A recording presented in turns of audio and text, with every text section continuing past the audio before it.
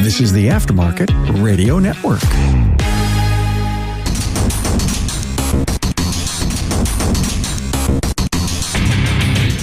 Welcome, everyone, to yet another episode of Diagnosing the Aftermarket A to Z. I'm Matt Fanslow, and the pen is blue. The pen is blue. The goddamn pen is blue. That and more after a word from our sponsor, Napa Auto Tech Training. Do you have a general service tech that you want to grow into your business, but you're lacking the path to get them there? Let Napa Auto Tech's apprentice program pave the way. Go to napaautotech.com for more details. So I have a video I kind of want to watch with you and comment on. Some may say react, but I want to comment on it because this is the kind of stuff we're seeing more and more with social media, Facebook, Instagram, YouTube, TikTok, people posting up stuff like this. And while frustrating, it also does a really, really good job of illustrating how you don't know what you don't know. Are mechanics trained to scam other people or try to sell them things that they don't need for their car? Because I could go to two different mechanics in the same day with the same exact car, and they're both going to tell me different things. 2 weeks ago, I ran over a nail, and I needed to get my tire patched up because air was leaking. My tire was about to be flat. So I go to the nearest car place to my house, and I tell them, like, I need this tire patched up. Could you help me? The guy was super polite, and he was like, yeah, let me just check it out. Takes his flashlight, checks it out. Cool. He's like, I'm going to have to check with my manager. Honestly, I'm not sure if I can patch this up. You might need a new tire. The nail was in sideways. I knew that the nail didn't, like, penetrate completely through to the part where it was going to, like, pop my tire, actually. He comes back and says that his manager isn't going to let him patch him up because he doesn't feel comfortable doing that, and so I'm going to have to need a new tire. He comes out with two options, and he's like, these are the tires that we have in stock. If you want to get this one, you can get this one. If you want to get that one, you can get that one. I would recommend this one. $180 for a tire. I'm like, brother, no. I drive back home with a flat tire. I tell my mom, and I'm like, dude, I really don't think I need a new tire. Like, these people are just trying to get my money. And so I go to a different place further away, still driving with the freaking flat tire, and I ask this man to patch it up. Literally in the rain. He asks no questions. He says, pull up in here, patches up my tire. The first guy's almost convinced me to buy a whole new tire for $180, and the second guy charged me $25 just to patch up my tire, and it is completely fine. There's a lot to unpack with that. One, are we trained to scam? Absolutely. Yeah. We spend a lot of time with that. You don't graduate professional trade school without knowing how to scam people. I mean, that's small business 101. You can't stay in business if you treat people like you would somebody you care about. It's ridiculous. No, nobody's trained to scam anybody. But what you're witnessing is a level of incompetence. You're witnessing a little bit of incompetence, or a lot bit. We often have disagreements about how to service different things. And many might say our profession really doesn't have any licensing certifications or really just standard protocols for how to go about any one repair. The problem with that is there is not so much the credentialing in that I have to be licensed to professionally repair your vehicle. Most states don't have that. There are a couple. There's a couple of counties in certain states where the whole state isn't that way that require some sort of licensure. But for the most part, you do not require any kind of licensure. So you start to get a little bit of variance between how a repair is approached. The thing is we do have a protocol, service information from the car manufacturers, or in this case with this video, the tire manufacturers. The thing is, the first shop was probably the honest shop. They were the ones with honesty and integrity. Everything everybody wants from an auto repair shop. They ended up being more expensive. They ended up being, well, really doing work you didn't want them to do. You didn't want them to have to replace the tire for almost $200. You wanted them to spend 2 minutes on your vehicle and say, hey, don't worry about it. And you were on your way thinking, oh, wow, they were so nice. They're so honest. But they weren't. They weren't honest. The thing is they kind of put you in danger. There's what we like to hear, and then there's the truth. And the truth of the matter is that if we were to look into this, the slightest bit of effort, do some internet research, but really dig. Like, you don't go to these forums where everybody and their brother who used to be a mechanic talks about how for 50 years all they did was do the plug repairs. They're not lying. They did. This stuff worked. It worked great until it didn't. And now in this litigious society, we have precedents set where shops are losing big lawsuits, multi-million dollar lawsuits for mishandled repair work. Specifically, if you look, there's a Mossy Ford. They lost like $22 million lawsuit because they patched a tire. They did not follow the tire manufacturer's recommendations, nor the U.S. Tire Manufacturers Association recommendations. They kind of went rogue. And I'm guessing when they stood in the court of law and said, I've been fixing tires for 30 years. We've never had a problem. Didn't work so good. Yeah, it didn't work good at all. They lost. There's protocol. And the first shop knew it. And with the placement and the size of the puncture of her tire, they did the right thing. They recommended replacing the tire. Napa Autotech training sessions are being conducted day and night in a town near you. This training caters to every level within your organization, be it a mechanical assistant, a mechanical specialist, a technology specialist, or a driver safety calibration specialist. Imagine a one-stop shop training partner in Napa Autotech that will lead your team to a path to greatness. Autotech's entry-level Build-A-Tech classes convert the untapped potential of your new hires into money-making mechanical specialists. Autotech's higher-level tech update classes introduce specialists to the world of ever-changing technologies, which prevents your shop from getting technologically stagnant.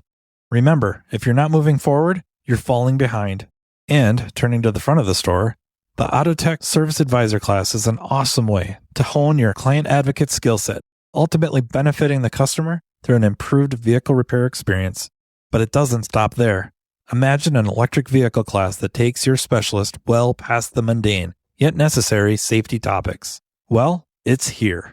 Autotech's EV Ready training is a week-long curriculum that takes participants through a hands-on experience involving hybrids and electric vehicles. The session kicks off with the use of PPE and proper tooling while touching on required OSHA regulations. Then, the students dive into the lab vehicles to gain knowledge of the common high-voltage components on EV and hybrid vehicles and their function. Attendees will be taken on a path exposing them to different electric vehicle manufacturers to compare component form and location. Additionally, information about Level 1 and Level 2 charging systems will be included, along with a quick look at DC to DC charging. The operation and maintenance of subsystems are explored, including the different modes of Tesla operations, and so much more. So what are you waiting for? Commit to taking your business to the next level with Napa Autotech training. More and more tire manufacturers are not really supportive of any repair to a tire. Or if they are, it's a very specific area in the tread, the flat part of the tread, if you will, if we're looking across the tire, not around it. So nowhere near the sidewall, and using a very specific type of a patch plug combination that requires them to ream the puncture a little bigger, using chemicals called vulcanizing chemicals that kind of, we'll just say, welds the patch in place. Those are the only sanctioned repairs. Anything outside of that, the shop is eating a lot of risk. So sure, they could plug this tire, not charge you anything. They better be able to say they've never seen you before in their life, because if something happens, they're on the hook. They were the professionals. Another precedent set, not related to the tire, if you look into this, is John Eagle. It's a collision shop. And on the vehicle, they used a very industry accepted repair to the roof of the vehicle. They glued it, if you will. They epoxied it. That was not a hack repair per the industry, per the profession. But the vehicle manufacturer's recommended procedure is to weld. And the shop didn't follow procedure. They lost big. And the family involved in the collision with that vehicle, they lost big too. Would I say that the cause was because of the repair done by the collision shop? I don't know. I'm not a professional. The court of law decided for them. Don't matter what I think. Don't matter what you think. So when a repair shop wants to do some of these repairs and you disagree with them, I think the best thing to do is to ask a couple of questions, and don't assume they're trying to pull one over on you, because it doesn't make any sense. They need you. They need your business. Especially, women, honestly, unfortunately, women feel wildly uncomfortable going to repair shops due to experience, due to hearing stories, due to TV shows or TV, quote unquote, shows like Tires on Netflix. They're unnerved for good reason. But the reality is they're worried that they have incompetence about their vehicle. Therefore, it's easier to pull the wool over their eyes. The fact of the matter is just because men have more testosterone doesn't mean they're immediately more knowledgeable about mechanical things, namely automobiles. I would say the knowledge level of most clients is the same, fairly low. It does not make sense to take advantage of the women in this case, which usually are the ones making most of the auto repair and maintenance decisions. It doesn't make any sense to take advantage of them. If they are, it's a really poor long-term business strategy. But if you do fear that they're doing this, the best thing to do is ask questions. Why? Don't assume they're trying to take advantage of you. They may prove they are, and then you have every reason to be livid. But you can't assume that. In this video, she's assuming that first shop was trying to take advantage of her. They were trying to protect themselves and honestly her by not doing a repair. The tire manufacturers won't stand behind. The car manufacturers won't stand behind. And a group of 12 of their peers probably won't have their back on. Ask questions. Why? And maybe they can show you. They can pull up. Maybe they have them printed out already. Just show you these entities. Here's the tire manufacturer. They don't want us to repair any puncture. Other tire manufacturers may be okay a repair in this area. Yours falls outside of those parameters. Or the puncture size. Whatever their reason, they can show you this. They can show you the documents from the U.S. Tire Manufacturers Association. They're following a protocol. And at least then you could say, I don't like it, but I understand. These videos, they can be very, very frustrating to watch, but I think they're very, very telling of the disconnect clients now have with their vehicles and the professionals that service those vehicles and maintain those vehicles.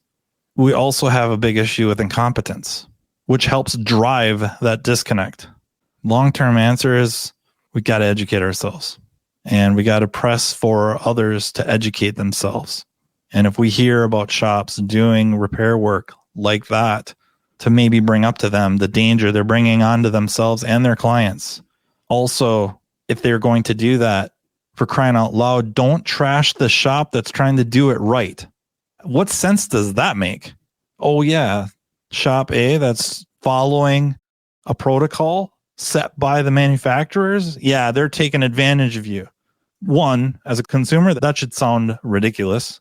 And two, it's the opposite of a rising tide. You're pulling people down to try to prop yourself up. Just bad long-term strategy. So yeah, I hope you got a kick out of that. If you have any thoughts or would like to add to that or challenge that, please don't hesitate to reach out to me. You can email me at mattfanslowpodcast@gmail.com. And thank you to our sponsor, Napa Auto Tech Training. Thank you to the Aftermarket Radio Network. And until next time, take care. You've been listening to Matt Fanslow, Diagnosing the Aftermarket A to Z on the Aftermarket Radio Network. Follow Matt on your favorite listening app. He's very interested in what you have to say. Let him know what you'd like him to cover and come on the show. Matt is all for advancing the aftermarket. Find Matt Fanslow on social media and connect or on aftermarketradionetwork.com.